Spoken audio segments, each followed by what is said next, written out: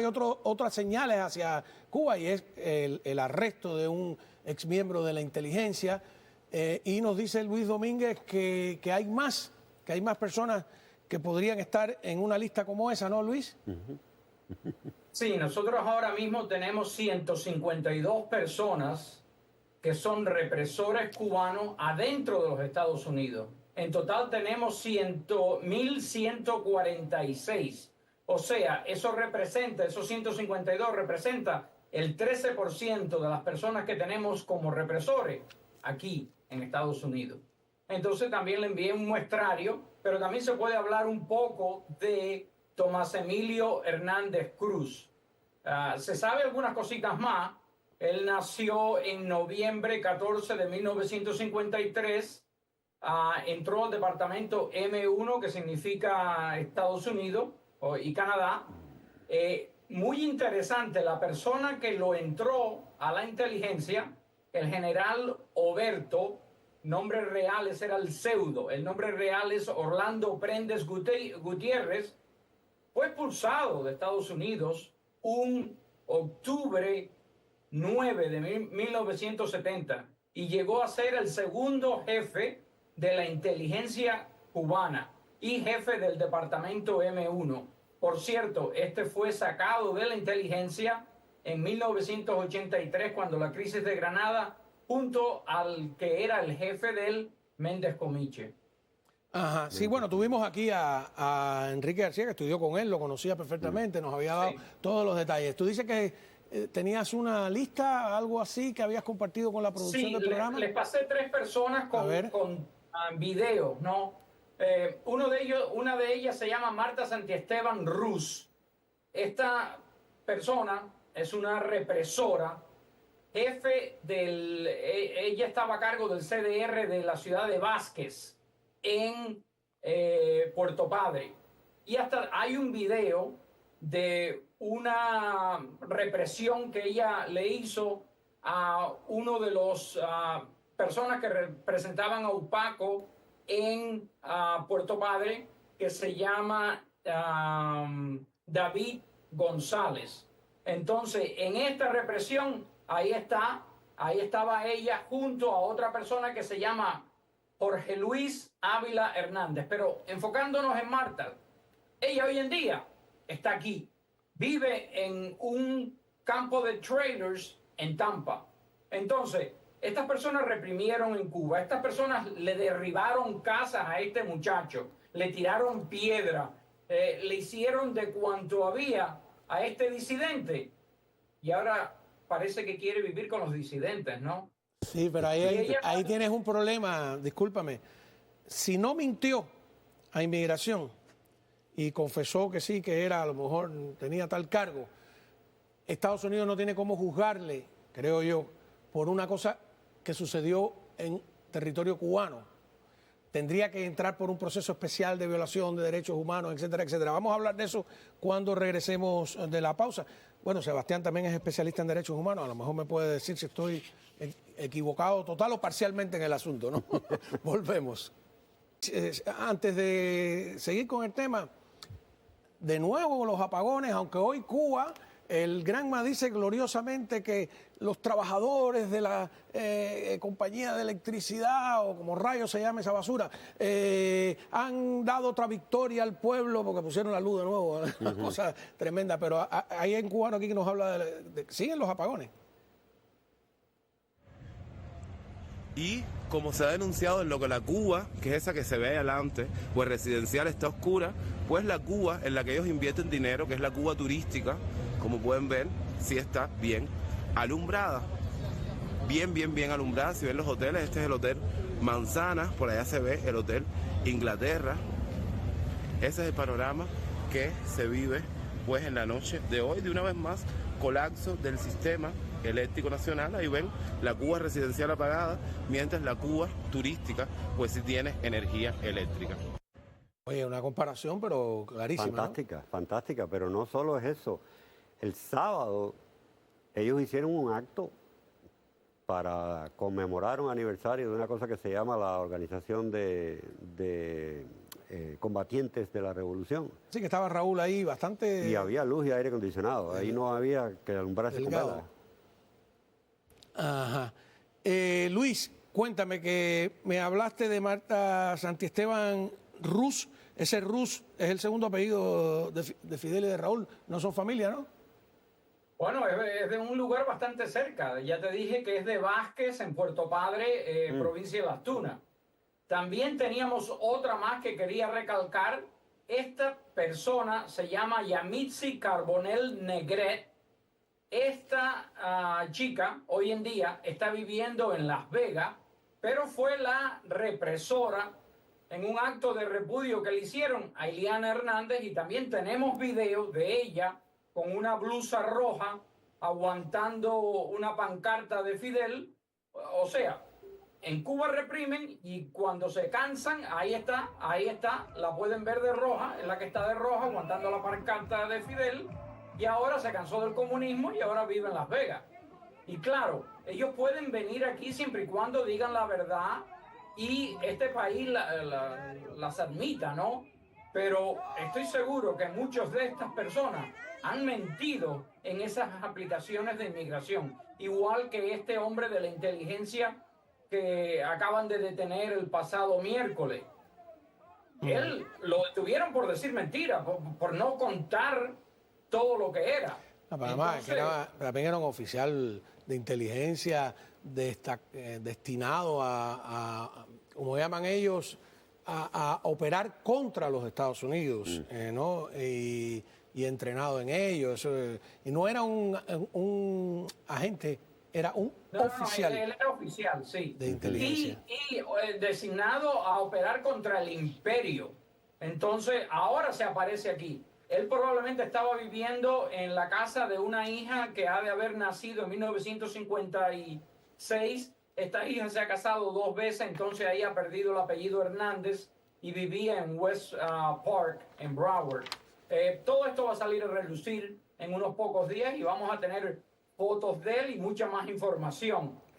Por cierto, Cao, para que todo el mundo nos ayude a encontrar a estos represores, pueden ir a nuestra página represorescubanos.com y le pueden dar a la pestaña Denúncienlo y ahí ponen la información y nosotros los ponemos en contacto con ellos. Pero ahora mismo hay muchísimos que se están poniendo ahí y muchos de ellos están aquí en los Estados Unidos, desde teniente coroneles para abajo, y coroneles, por cierto. Sí, pero por ejemplo, esto es la lista de represores, ¿no?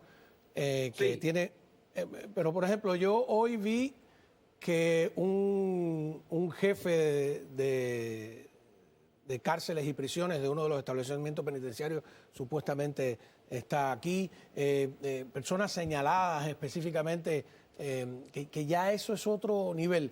Quiero también aclarar una cosa, y me parece importante, Sebastián y Luis, yo siempre estoy temeroso de que se cometa una injusticia, ¿no? Que alguien haga una denuncia frívola, etcétera, etcétera.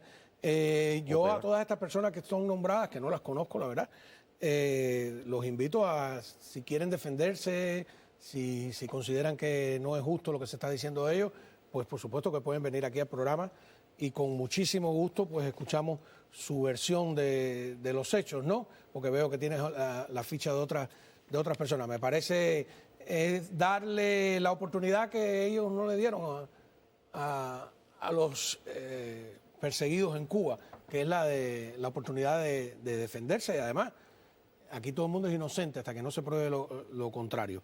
Pero, ¿qué tú crees que estaba Sebastián enviando? ¿Qué mensajes estaba enviando la administración? ¿O es una casualidad esta detención? No, pudieron haberlo hecho de manera discreta, como generalmente se hacen esas operaciones. Y el hecho de que lo hayan hecho público de esa manera, yo creo que es para mandar la señal de que estamos haciendo este trabajo. Y yo sé que hay muchas personas que han hecho recomendaciones en ese sentido a la administración, o sea, pónganse las pilas y empiecen a cazar a esta gente que han entrado, además de otras recomendaciones, como la de, por ejemplo, empezar a revisarle las cuentas a todas estas compañías que están operando acá en Estados Unidos con negocios en Cuba, para ver cuáles son legítimas y cuáles no, porque de eso en gran parte vive el régimen cubano. de muchas de esas compañías. ¿Qué En tú fin. crees de ese anuncio de que Cuba está además en la categoría, en la lista roja, que es el máximo, para prohibir que ningún cubano venga de visita e incluso con reclamación familiar? Y mi pregunta es la siguiente: cuando tú haces eso es porque tienes una estrategia para derrocar el sistema, cambiar el sistema, como quieras llamarle. Porque no tendría sentido tomar esa medida y no hacer nada más. ¿O sí? No, no lo tiene. Por un lado, Estados Unidos ha sido chantajeado por el régimen cubano usando oleadas masivas de inmigrantes durante demasiado tiempo. Por lo tanto, Estados Unidos tiene que mandar la señal clara al régimen de que esto es inaceptable, de que no puede volver a suceder. De ninguna manera, ni por México, ni por mar, ni por Canadá, ni por ninguna otra parte. Eso por un lado. Estamos hablando de invasiones descontroladas de inmigrantes lanzados por el régimen cubano, como ocurrió en los últimos 4 años, para, en primer lugar, quitarse de encima la oposición y, en segundo lugar, lastimar de una manera o de otra a Estados Unidos y, en tercer lugar, crearse ellos una fuente de entrada de recursos que les resulta muy conveniente ahora. Sí, porque Eso lo que no yo puede. pienso es que no se puede presionar, no sé, también Luis, que le gustan los temas estratégicos, al régimen cubano, si el régimen cubano te tiene presionado a ti con el tema migratorio. Exacto. Cualquier intento y yo creo que es legítimo un intento de conseguir la democracia para Cuba, pasaría por no mantener ninguna relación de carácter migratorio con Cuba, aunque eso desde el punto de vista humanitario sea duro. Fíjate que ellos están mandando señales desesperados de que los llamen, estamos dispuestos a recibir. Sin embargo, hay que abrir 2, por lo menos, si no 3 vías para cubanos que están hoy mismo en la isla o cubanos que están fuera, déjenme explicarme, que no estén incluidos en esa prohibición general absoluta. La primera, por supuesto, son presos políticos disidentes que soliciten asilo político en la Embajada Norteamericana en La Habana. Esa gente hay que dejarlo venir. Porque si han solicitado asilo político es porque necesitan salir de Cuba. A esa gente hay que darles el asilo político. Eso yo creo que es imposible de evitar. La segunda es la de reunificación familiar, que eso yo entiendo que es negociable. La tercera, que yo creo que sería muy útil para mandar esa señal al régimen cubano, es dejar entrar a los médicos que estén participando en misiones extranjeras a Estados Unidos, los médicos que deserten de esas misiones extranjeras a Estados Unidos, porque le hace daño al régimen cubano de 2 maneras diferentes. Primero, públicamente, a nivel de relaciones públicas, y en segundo lugar, en el bolsillo al régimen. Yo creo que esas deberían ser excepciones. Yo creo que debería. Lo que pasa es que Estados Unidos se fue de la Organización Mundial de la Salud, que está dirigida por Tedros Adhanom, que es un canalla, no tengo dudas de eso.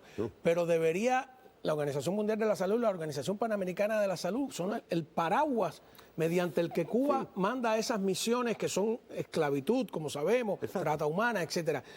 Habría que hacer una gestión internacional para prohibir eso.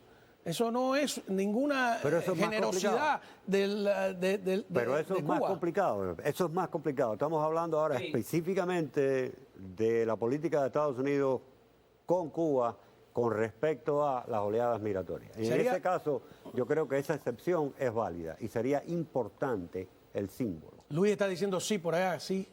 Sí, lo de los médicos, sobre todo también que él estaba diciendo, es muy importante. Nosotros nos hemos reunido, FHRC se ha reunido con médicos cubanos en el exterior. Yo mismo lo hice en Brasil.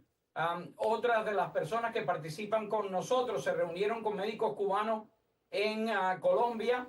Y déjame decirte que lo que están pasando esos médicos cubanos fuera de Cuba es increíble, porque no pueden trabajar en esos países, no pueden salir adelante. Ellos eran legales para trabajar en Brasil, por ejemplo, cuando el programa Más Médico era perfecto, ¿no? Podían atender a quien quiera, y ahora que se escaparon de Más Médico, no pueden atender a nadie. Entonces no pueden sobrevivir financieramente. Eso, ya de por sí eso es terrible, ¿no? O sea, que te exijan tener una revalidación del título cuando estás fuera de la delegación cubana y no cuando eres parte de la delegación.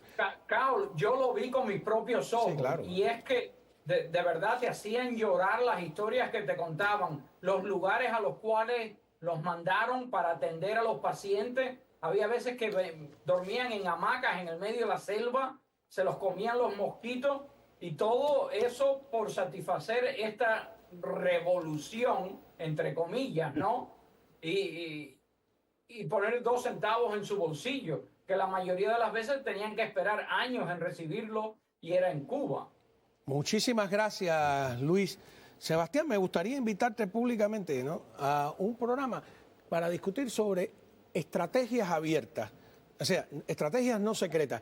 La idea de que los regímenes, y averiguar, ¿han aprendido las democracias a lidiar con las dictaduras totalitarias? Porque Cuba sigue siendo una dictadura totalitaria.